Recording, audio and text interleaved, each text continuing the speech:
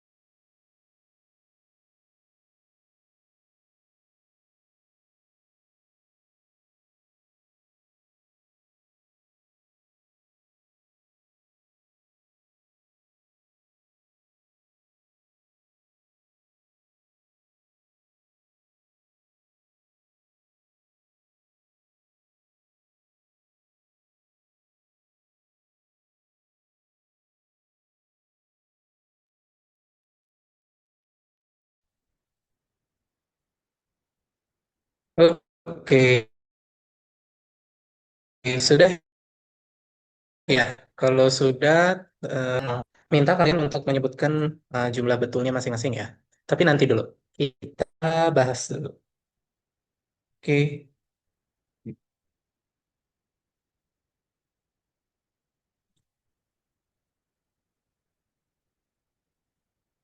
sip. Kalau gitu,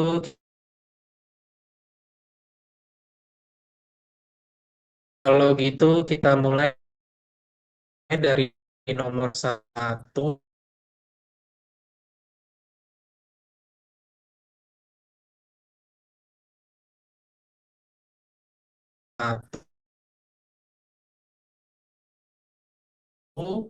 Silakan main udara pada kenal.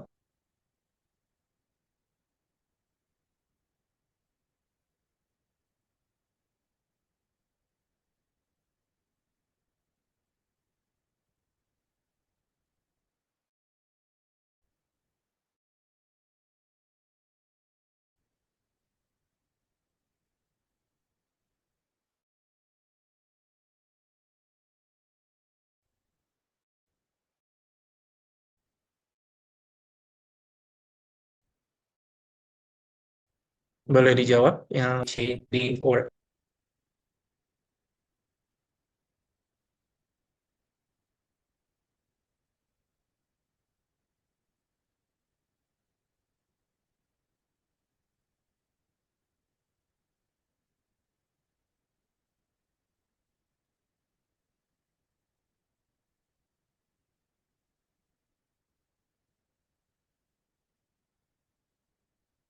Ini nggak ada yang jawab berarti ya. Oke. Nomor satu kan dia bilang eh, tekanan 900 milibar. Sebenarnya kata kuncinya itu yang di kata-kata mendekati eksponensialnya sih, teman-teman ya. Kalau mendekati eksponensial itu berarti si apa? Si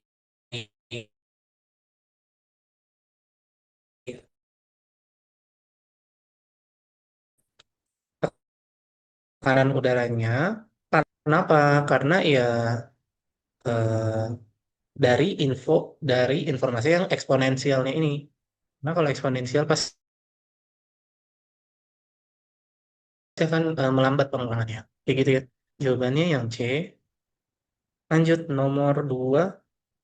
Jika pada suatu hari konsentrasi uap air di troposfer meningkat drastis, dampak paling langsung dampak langsung yang paling logis terhadap sistem iklim adalah peningkatan albedo, penurunan kapasitas panas, peningkatan efek rumah kaca, penurunan ketinggian planet.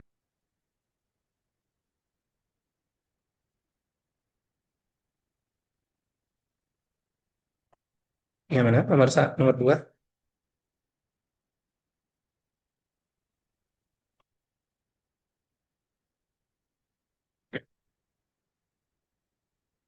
Ya, konsentrasi uap air perlu diketahui juga, uap air itu termasuk gas rumah kaca yang kuat juga.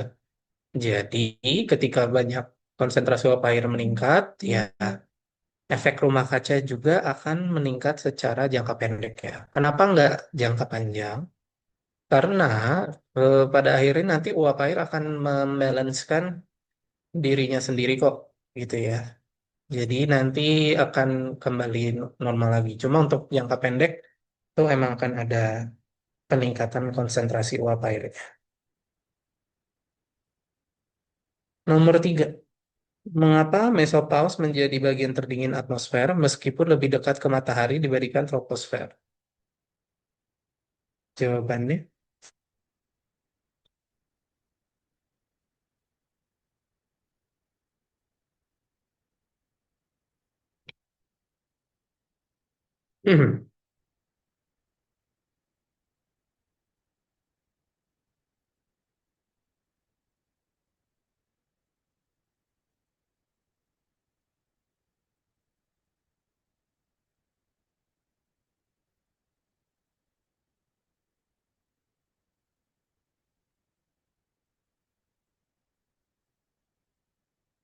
Oke, yang lain.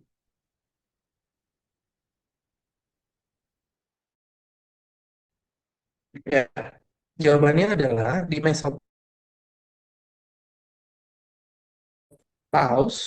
itu sangat dingin, lalu lebih ke sangat sedikit gas, ya, sangat sedikit gas yang menyerap radiasinya. Ya, karena sangat sedikit gas, berarti ya minim absorpsi radiasi UV dan infrared gitu ya. Oke, nomor 4. Seorang peneliti mengukur kelembapan nisbi 100% pada suhu 25 derajat Celcius. Kondisi ini menunjukkan bahwa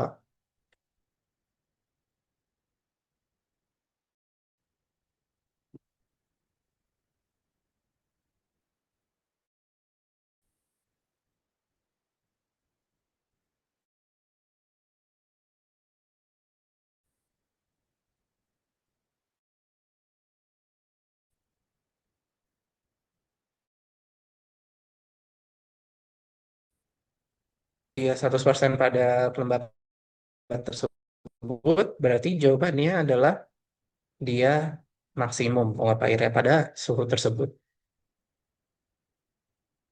Perbedaan utama antara homosfer dan heterosfer yang paling berpengaruh terhadap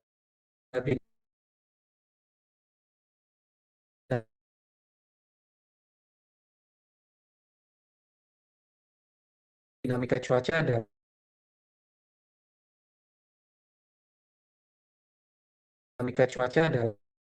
adalah silakan nomor 5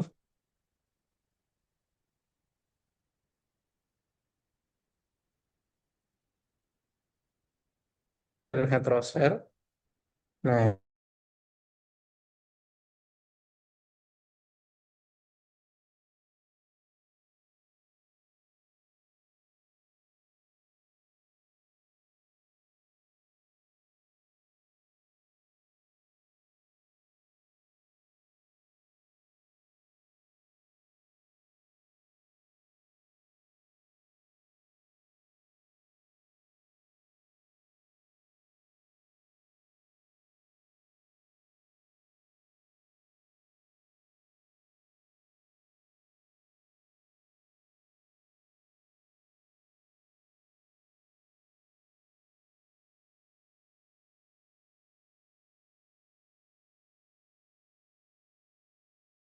sorry karena internet.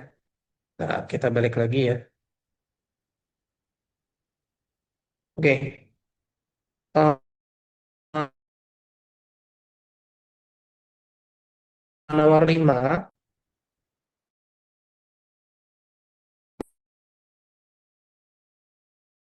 perbedaan utama hemisfer heterosfer yang paling berpengaruh terhadap dinamika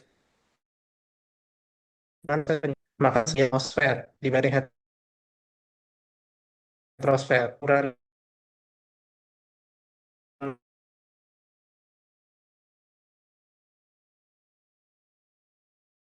gas dan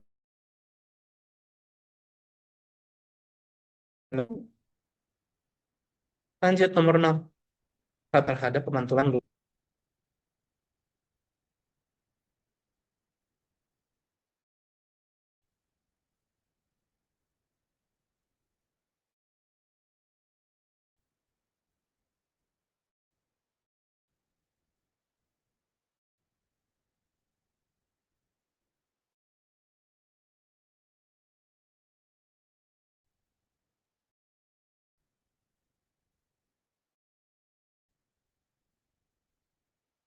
Ayo, ini mudah.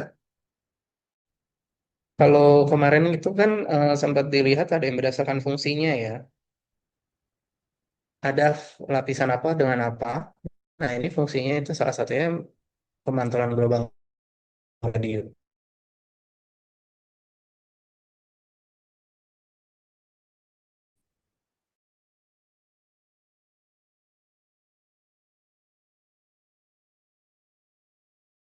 Gelombang radio. Jawabannya pemantulannya yang D. Kalau ozonos salah satunya yang fungsi lain ozonosfer kan untuk apa menyerap sinar UV dan lain-lainnya. Oke, nomor 7. Jika gradien barometrik meningkat 2 kali lipat pada jarak isobar yang sama, maka menurut hukum Stephenson,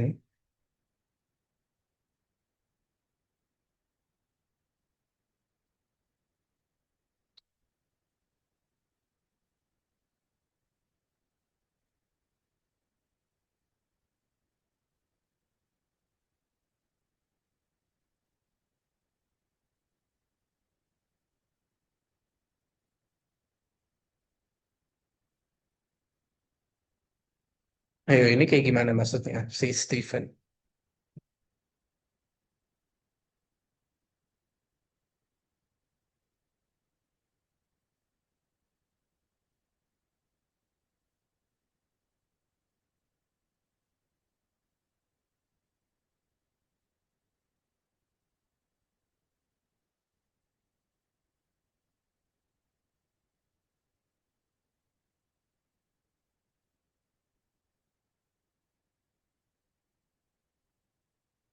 Jadi kalau misalnya nih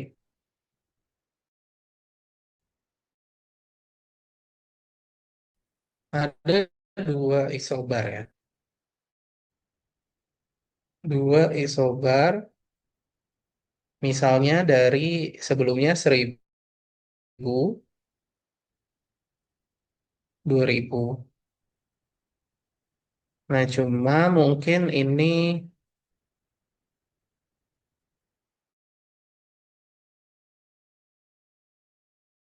jaraknya misalnya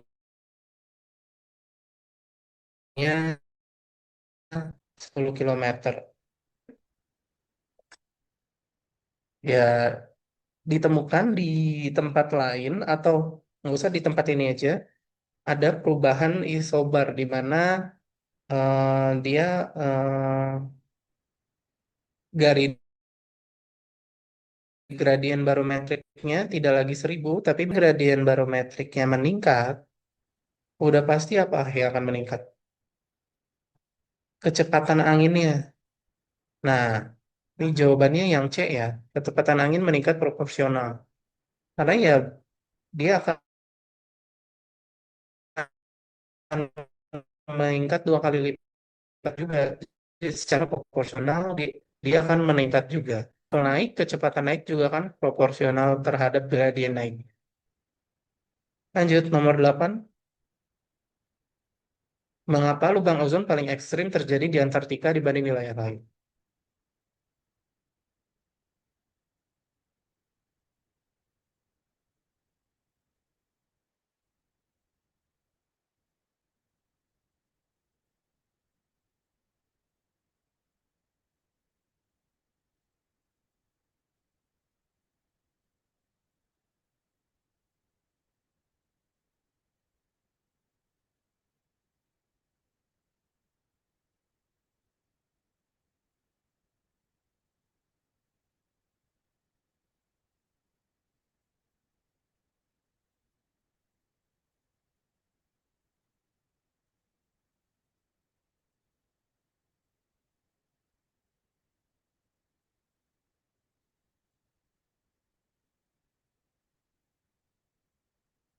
Oke, jawabannya adalah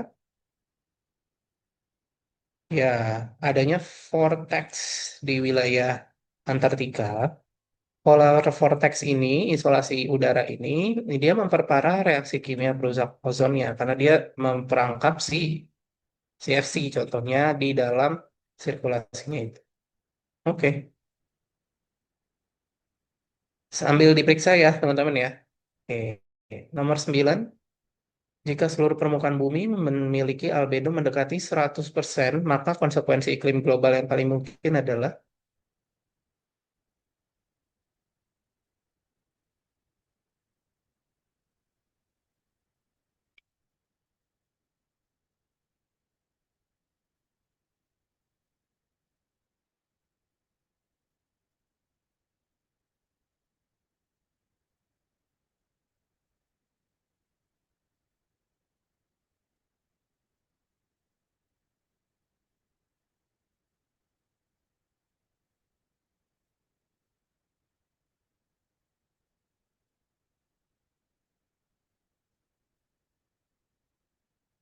Ya, kalau albedo mendekati 100%, berarti ketika sinar matahari masuk, ya hampir 100% dipantulkan kembali. Udah pasti akan dingin, sangat dingin ya. Jawabannya B. Pendinginan ekstrem global. Oke, nomor 10, fenomena aurora terjadi karena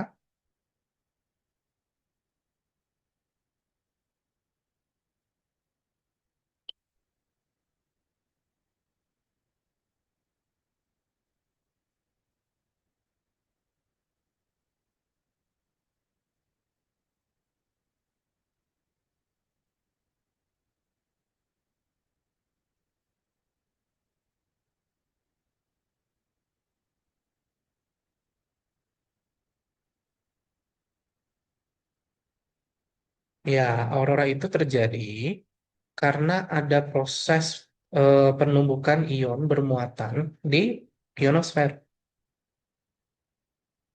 Maka dari itu, ion-ion tersebut yang akan mengenerate cahaya yang membentuk aurora tersebut ya. Oke, lanjut nomor 11. Nomor 10 cek. 11. Mengapa nitrogen mendominasi atmosfer bumi hingga lebih dari 78%?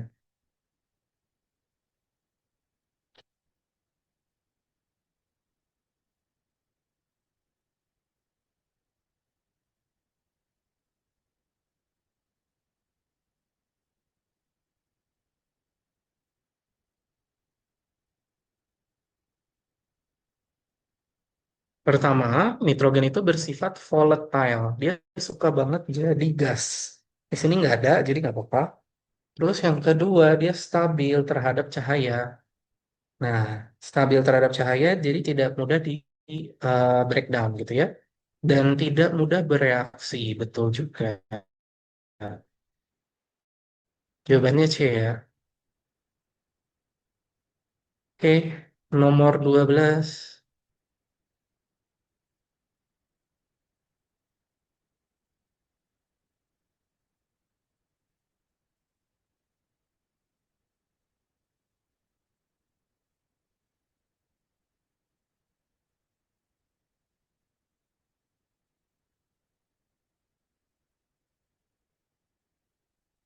Perubahan iklim global paling awal dapat terdeteksi melalui perubahan apa?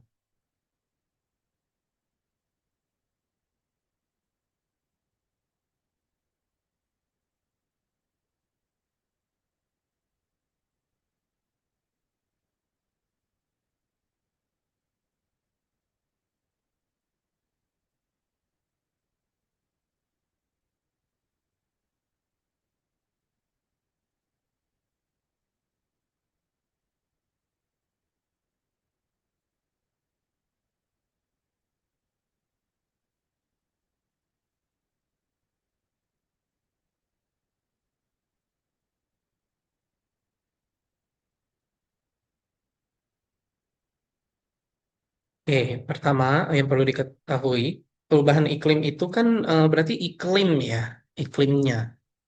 Jadi memang kita nggak bisa tahu perubahan iklim itu tanpa memang melihat statistik iklim. Jadi ya jawabannya C. Kalau ini kan semuanya cuaca ya. Jadi enggak. Oke, nomor 13. Jika lapse rate aktual lebih kecil daripada lapse rate normal, nah, maka kondisi atmosfer cenderung.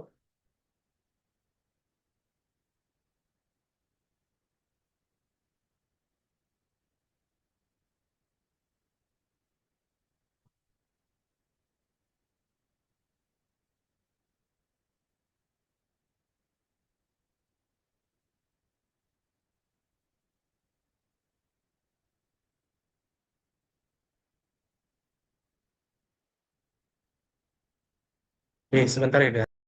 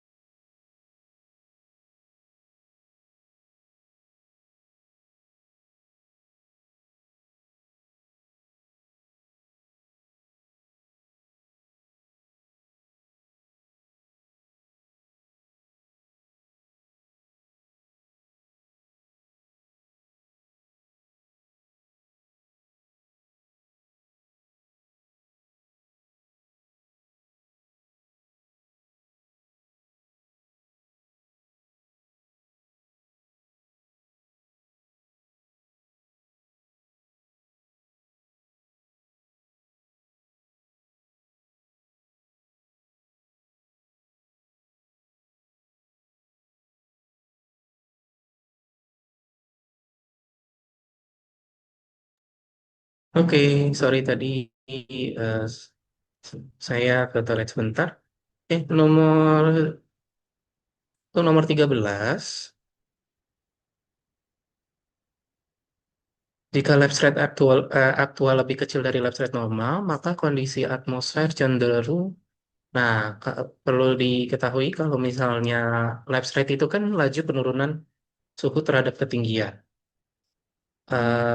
Rata-rata normal itu biasanya 6,5 derajat Celcius per 1000 meter. Jadi itu yang normalnya, ya.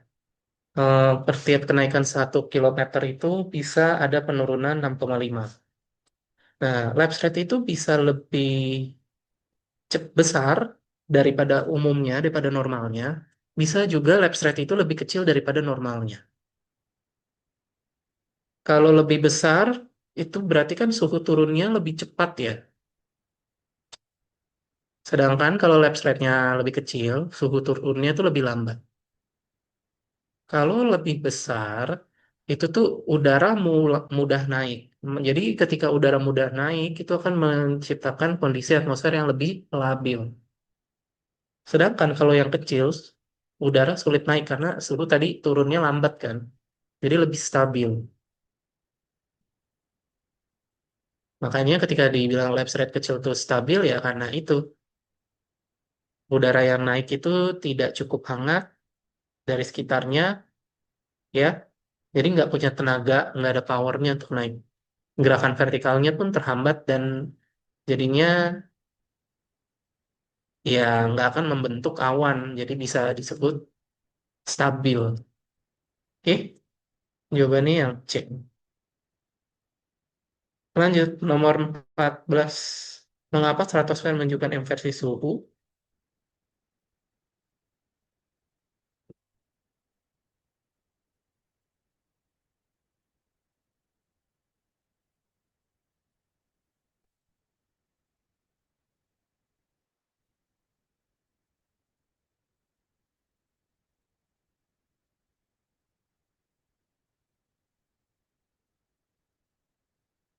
Ya, stratosfer itu pemanasan oleh ozon yang menyerap UV ya.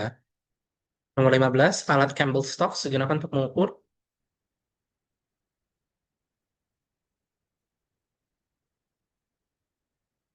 Campbell Stokes itu bukan intensitas radiasi ya, tapi lamanya penyinaran matahari. Makanya dia pakai piringan yang itu kan untuk menentukan berapa lama gitu.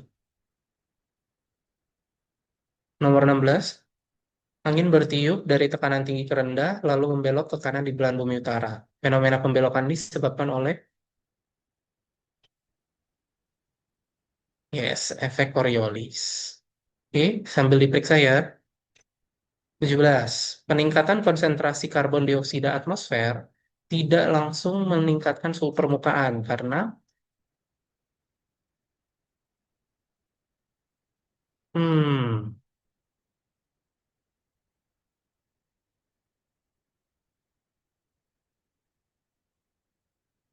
pertama CO2 itu nggak pernah menyerap sinar UV. Yang menyerap sinar UV itu ozon, apalagi meningkatkan albedo. Nah, tapi betul CO2 menyerap dan memancarkan radiasi gelombang panjang itu benar.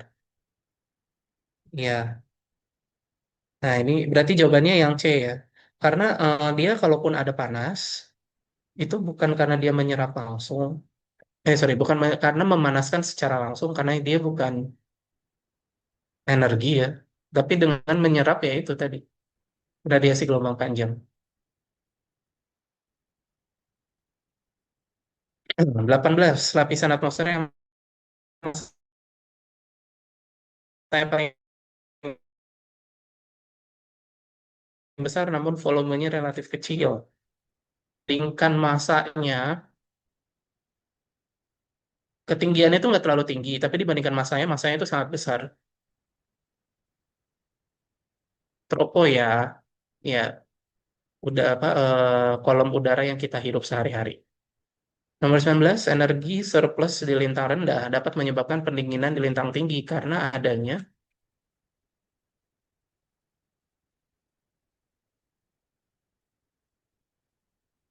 perlu diketahui adanya, kalau ini kan berarti udah ngomongin global energy budget juga ya, atau neraca radiasi global. Nah, terus kalau kita ngomongin energi surplus di lintang rendah dan lintang tinggi, berarti ngomongin tentang transfer energi pasti, udah pasti ya. Jawabannya C. 20 jika uap air hilang sepenuhnya dari atmosfer, dampak terbesar terhadap sistem iklim adalah,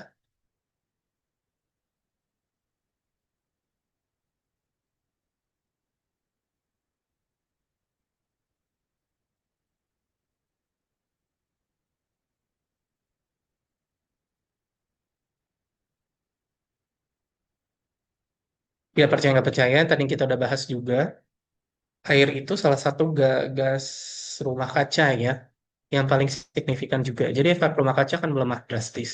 Bumi mungkin aja akan mengalami pendinginan. 20B, 21. Mengapa paruan dioksida atmosfer awal jauh lebih tinggi dibandingkan sekarang?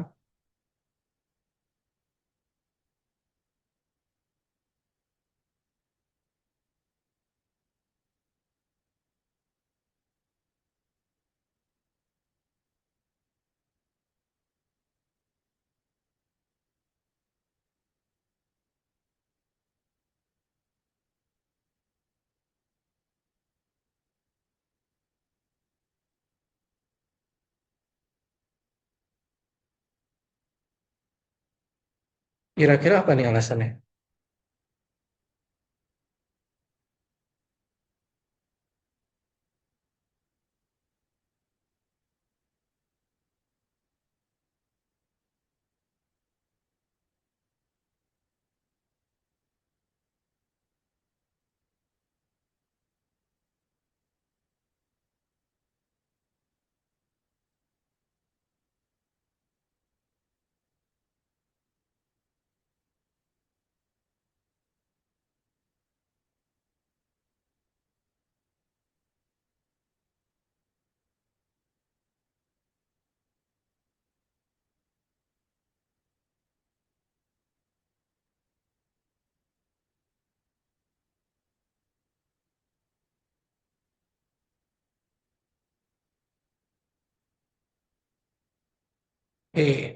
Jawabannya itu karena nggak ada fotosintesis.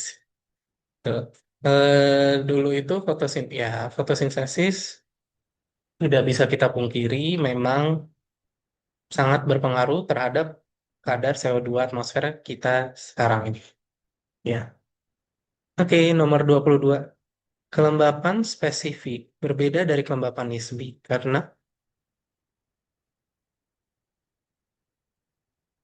oke,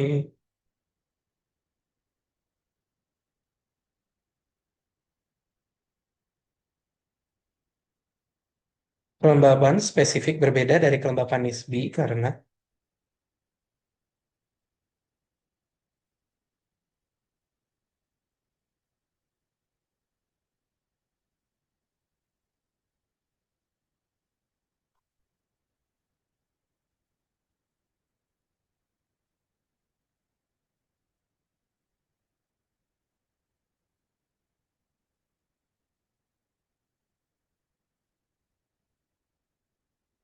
kalau kelembapan spesifik itu dia kan membandingkan antara massa uap air dengan massa udara. Nah, dia nggak tergantung dengan suhu tertentu. Jadi memang betul C.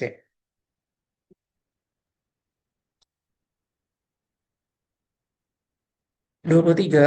Jika tekanan udara naik 10 milibar setiap 100 meter ke bawah, maka hubungan tekanan ketinggian dekat permukaan bersifat,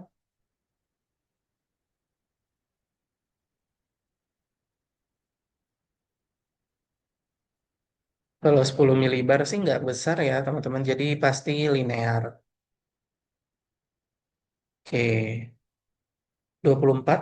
Mengapa termosfer dapat memiliki suhu sangat tinggi namun terasa dingin bagi manusia?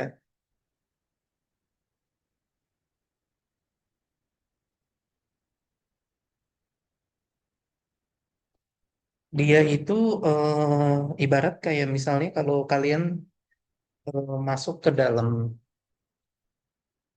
ibarat tuh kalau misalnya di bagian sana tuh kalau kita gambar wadahnya, itu udaranya dikit banget ya, dibandingkan di troposfer. Jadi boro-boro kerasa. Coba nih cek. 25. Dalam konteks geografi, atmosfer dipelajari sebagai bagian dari pendekatan.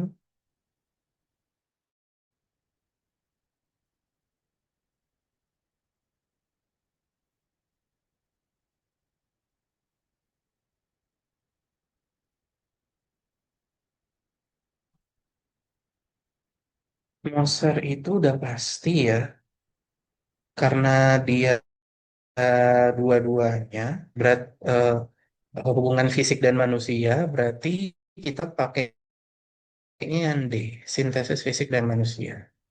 Sintesis itu maksudnya eh, keterhubungan ya, bagaimana salah satu yang lainnya memengaruhi satu sama lain. 26. Daerah A berada di dataran tinggi dengan suhu 18 derajat. Daerah B berada di dataran rendah dengan suhu 28 derajat. Meskipun suhu di daerah A lebih rendah, tekanan udaranya tetap lebih kecil daripada daerah B. Hal ini terutama disebabkan oleh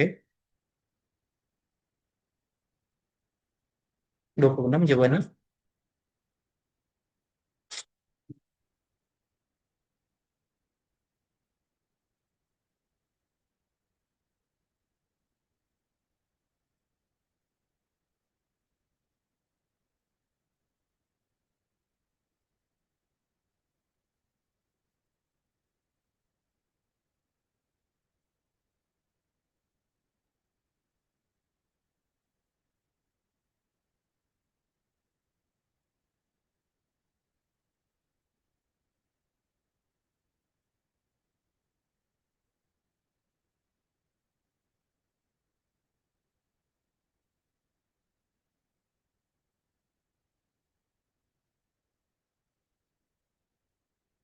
Jawabannya yang ini adalah kan berarti kan yang satu di dataran tinggi, yang satu dataran rendah.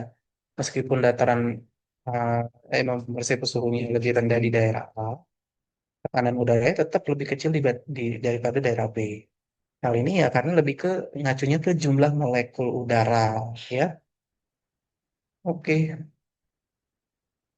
27. Ketika udara dipanaskan di permukaan bumi, tekanan udara di daerah tersebut cenderung menurun. Penjelasan yang tepat adalah,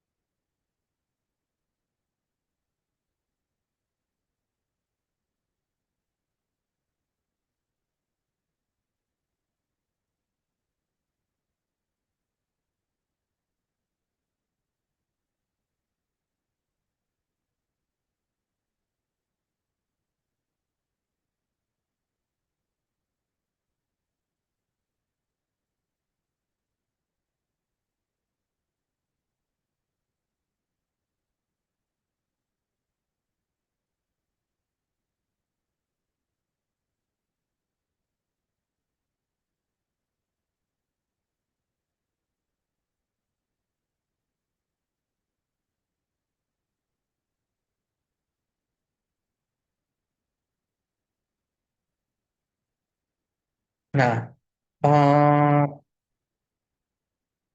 ketika berbicara mengenai udara baik panas maupun dingin, kalau udara panas khususnya, itu terjadi ketika molekul udara itu dia memuai dan ya benar jawabannya yang C, bergerak naik sehingga tekanan di permukaan berkurang. Berbeda dengan pada saat dingin, dia akan lebih menyusut dan akan menekan permukaan. Kayak gitu ya. Oke, 28.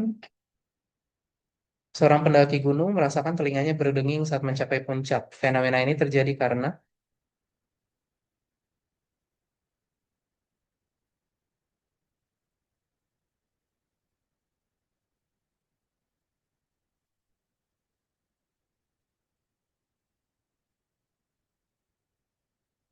ya, jadi perbedaan tekanan udara ini yang kemudian mengakibatkan telinga itu terasa berdengung. Sama kayak ketika kalian naik pesawat, itu juga sama tuh. Karena tekanan udara di pesawat berarti kan lebih kecil dibanding di dalam pesawat dibandingkan di dalam telinga kalian itu. Oke, 29. Tekanan udara normal di permukaan laut adalah 1013 hektopascal. Jika suatu daerah memiliki tekanan 925 hektopascal, maka kondisi cuaca yang mungkin terjadi adalah.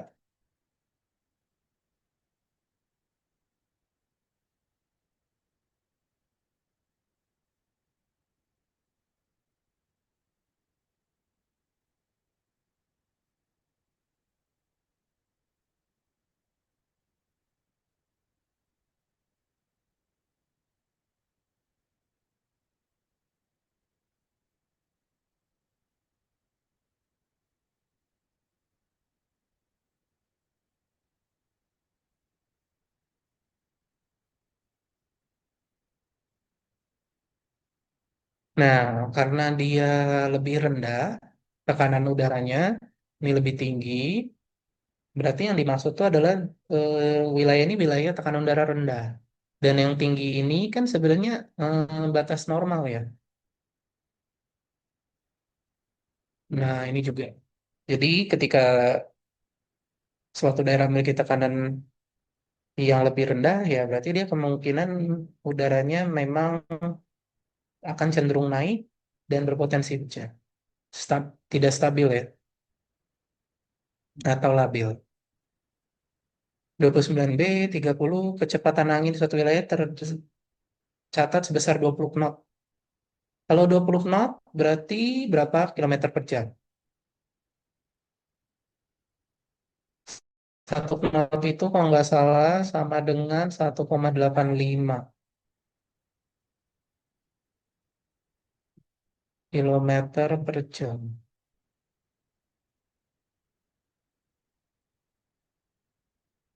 Di 20 kali 1,85 berapa tuh?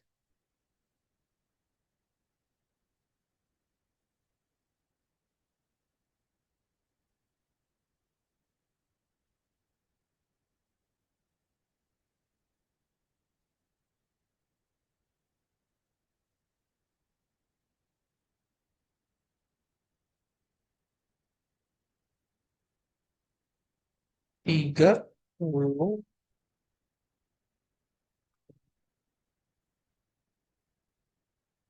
7 ya, jawabannya D.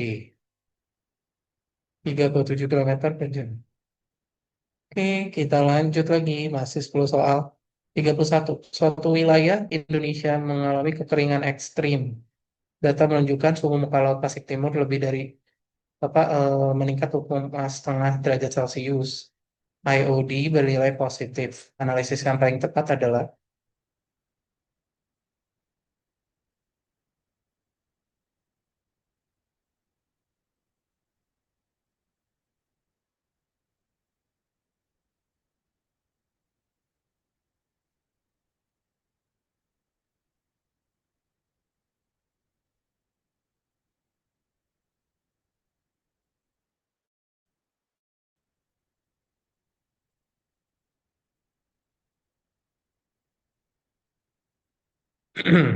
Suhu muka laut Pasifik Timur. Pasifik Timur berarti yang terjadi adalah pemanasan di bagian perairan di sekitar wilayah Amerika Selatan.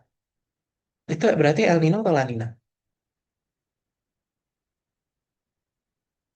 El Nino ya. Nah, El Nino masuk akal berefek kepada kekeringan.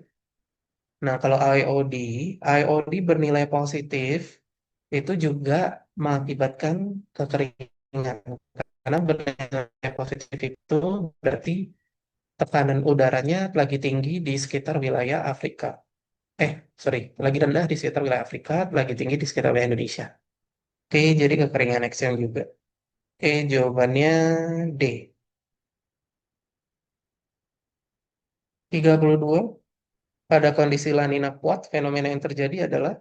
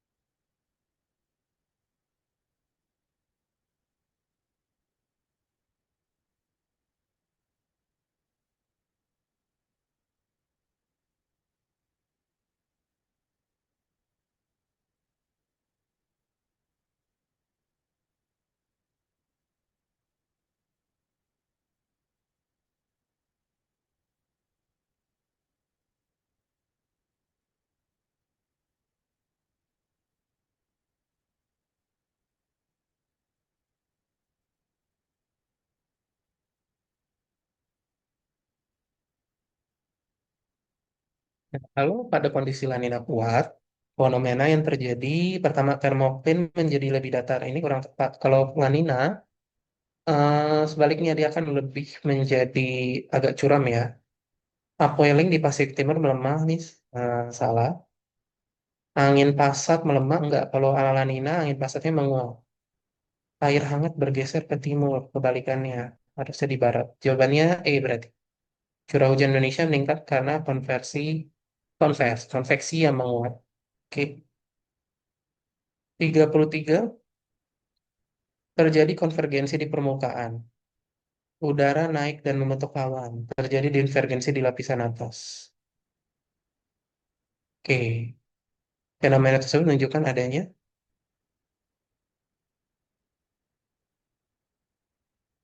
Berarti kan ada konvergensi, terus naik divergensi di atas. Ini wilayah tekanan udara rendah ya, atau nanti pada akhirnya menjadi cikal bakal siklon. Jawabannya D.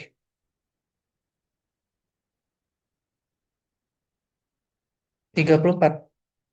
Suatu daerah mengalami angin bergerak keluar dari pusat.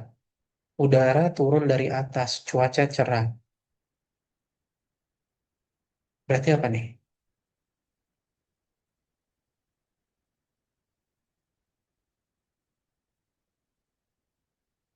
34.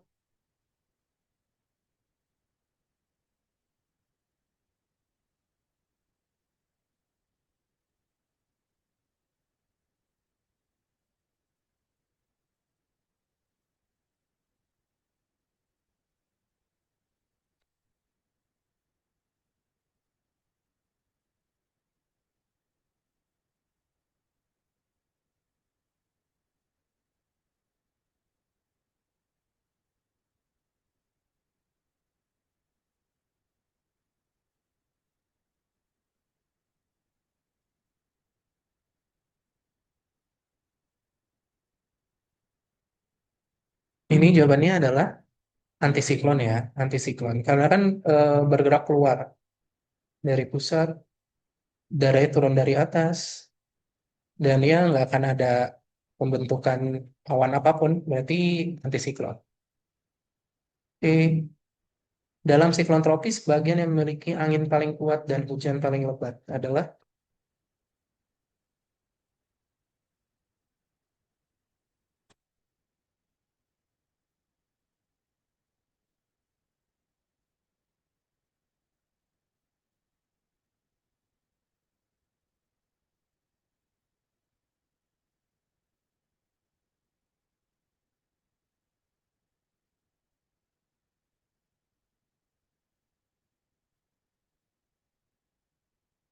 jawabannya adalah eye wall. Eye wall itu bagian yang paling cepat kecepatannya ya. Next, sebuah sistem badai memiliki ciri sirkulasi tertutup kecepatan angin 30 knot. Tahapan apa itu?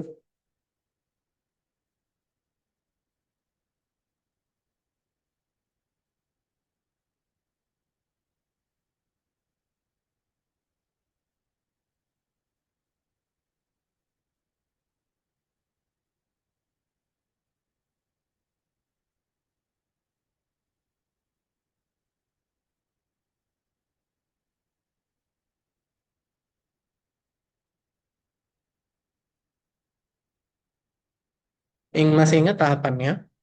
Kalau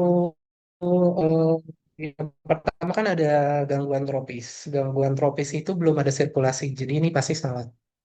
Ya, disturbance itu pasti salah. Nah, depression, depresi itu udah ada sirkulasi tertutupnya dan berarti masuk ya. Nah, harusnya jawabannya B.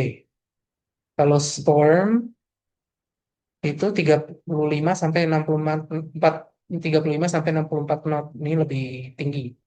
Kalau cyclone, hurricane itu udah lebih dari 64, jadi salah. Oke, jawabannya B. 37, sebuah siklon tropis melemah secara cepat setelah bergerak ke daratan. Penyebab utama yang paling tepat adalah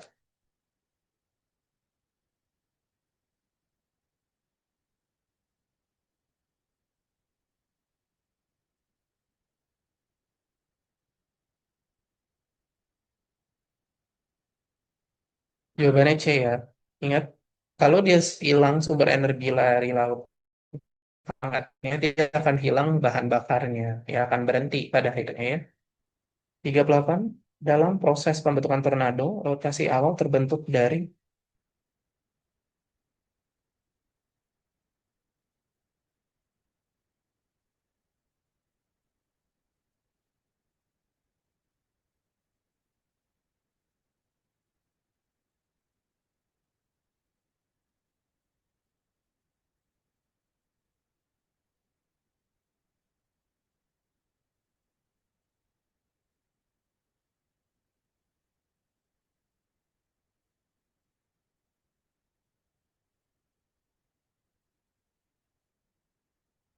rotasi awal pada saat terbentuk tornado itu terjadi karena ada perbedaan kecepatan udara di atas dan di bawah permukaan itu sendiri. Jadi nanti di tengah-tengahnya bisa ada pergerakan. Nah, perbedaannya ini kita sebut juga wind shear, ya.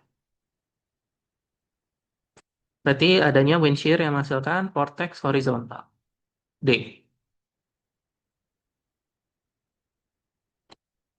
39, updraft kuat dalam thunderstorm menyebabkan,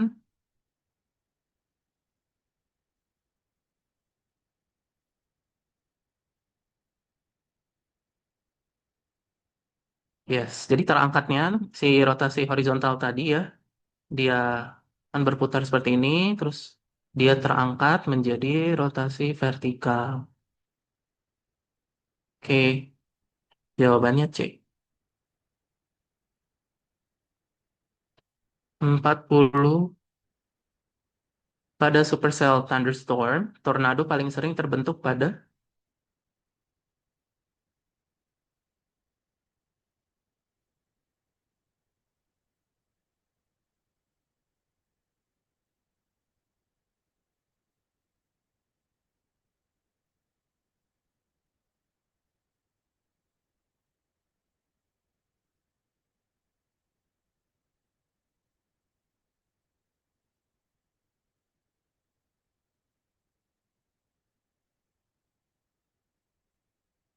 intinya sebenarnya ya, teman-teman, tornado itu nggak akan muncul di sembarang awan. Nah, kalau yang di struktur supercell, itu pasti akan memunculnya dari awalnya, itu dari wall cloud-nya terlebih dahulu. Ya, wall cloud-nya terlebih dahulu. D. Kenapa wall cloud? Karena itu yang daerah atau bagian awan yang menggantung di bawah mesocyclone-nya itu. Nah, karena menggantung, dia terletak di dasar updraft-nya, gitu ya. Jadi, ketika terbentuk wall cloud, rotasi makin kuat, nanti tornadonya baru muncul dari situ. Oke, nah sekarang silakan dicoba hitung ya. Dan saya coba dihitung, disimpan. Ya, nggak apa-apa, disimpan terlebih dahulu. Karena nanti di next pertemuan nanti akan saya eh, absen lagi. Pada saat saya absen, silakan sebutkan juga jumlah betulnya dari 40 soal tersebut ya, teman-teman. Nah, ini saya akan save. Saya stop sharing dulu. Akan saya save dan akan saya bagikan ke teman-teman yang nggak hadir hari. Dan teman-teman tadi ada juga yang meninggalkan kelas lebih dahulu ya untuk bisa dihitung. Oke.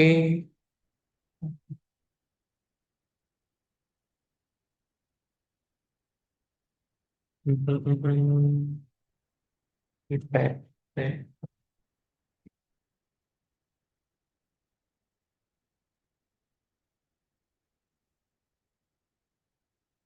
Bentar. Oke.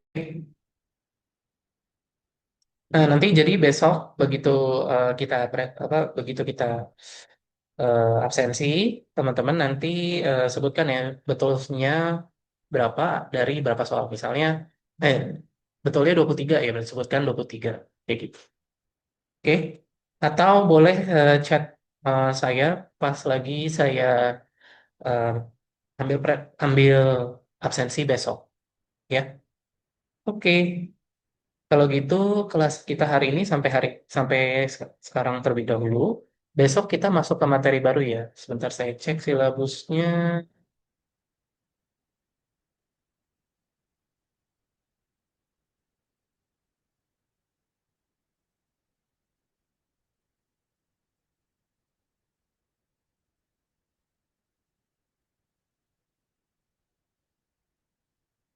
Ya, besok masuk ke kebencanaan. Eh, kita akan bahas lebih lanjut lagi banyak mengenai kebencanaan besok ya. Oke, thank you semuanya and have a nice day. Makasih Kak. Sama-sama. Dadah. Terima Yuk.